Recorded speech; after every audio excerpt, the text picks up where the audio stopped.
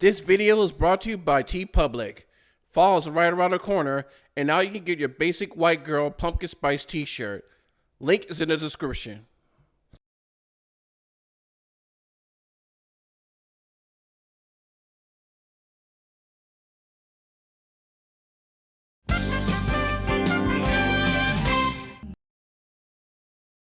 Straight out of nowhere, Scooby-Doo meets Courage the Cowardly Dog.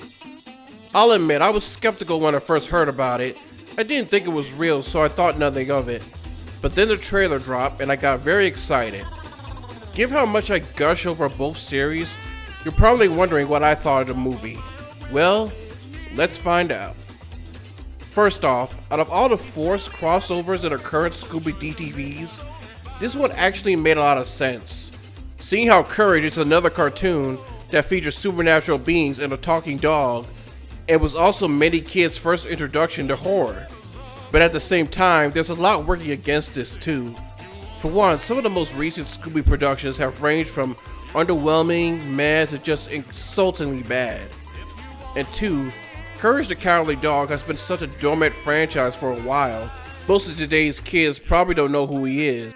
Luckily, there's enough here for fans of both characters, and these two iconic dogs meet for the first time. Well, not first time, but we'll get to that in a minute. The story?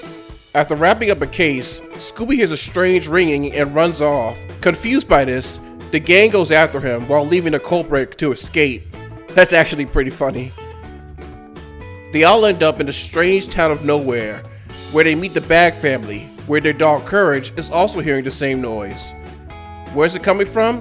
They'll all have to wait because larger cicada monsters are plaguing the town, and they're after a powerful meteor. On the surface, the setup is pretty out there, and that's probably the biggest strength of the movie, its commitment for being weird for the hell of it. And let me tell you, what a trip! I never thought I'd see some of these images as something Scooby related. Maybe it's because I'm so used to the current movies just going through the motions, it's refreshing to see something fresh and new. I'm actually shocked at how well the Courage side of the film is handled, considering the creator John Dilworth wasn't involved. The designs and backgrounds are on point, the characters say and do what you expect them to, and they even brought back some of the music cues, which is very nostalgic, not to mention the Easter eggs. Yeah, this movie has a ton of them. It's not like the Powerpuff Girls reboot where everything seems off. The crew here definitely did their homework, and it paid off well. Speaking of which, this is actually more of a Courage story than a Scooby story. Even Scooby and the gang take a backseat during the final battle. How's the voice acting? Our usual gang does a great job as always. Frank Welker, Matthew Lillard, Greg Griffin, and I know I harp on her in the past, but even Kate McCooey was tolerable as Velma. It also helps they didn't write her as being an obnoxious know-it-all too. Marty Grabstein and Thea White return as Courage and Muriel, which makes me sad seeing how it's the latter's final film role. Jeff Bergman does a fantastic job as Eustace. While you can tell it's not Lionel Wilson, he does get the grumpiness of the character down perfectly. As for the culprits behind this, I won't give anything away, but if you know the world of Courage, you can probably guess pretty quickly. Just see the movie. The action adventure scenes are well done. A lot of the gags and one-liners are pretty funny, and every scene with Courage and Scooby interacting just puts a smile on my face. Also, it's important to know that this movie was written by Michael Ryan, who wrote many episodes of Mystery Incorporated, several DTVs, and most notably, the Bravo Doobie-Doo episode of Johnny Bravo.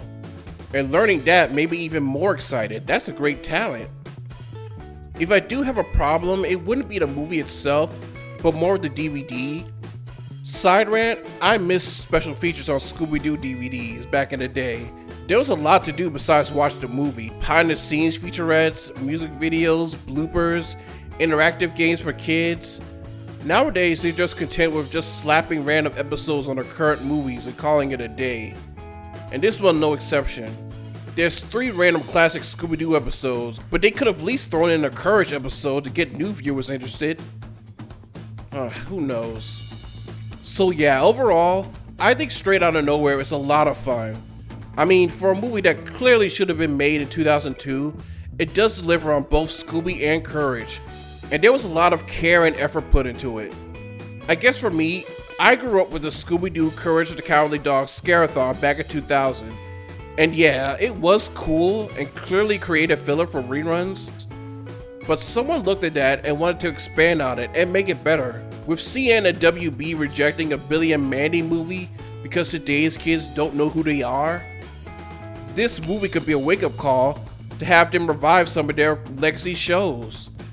If not for today's kids, the adults who grew up with them. It seems to be doing well financially, seeing how pre-orders were #1 best-selling animation releases.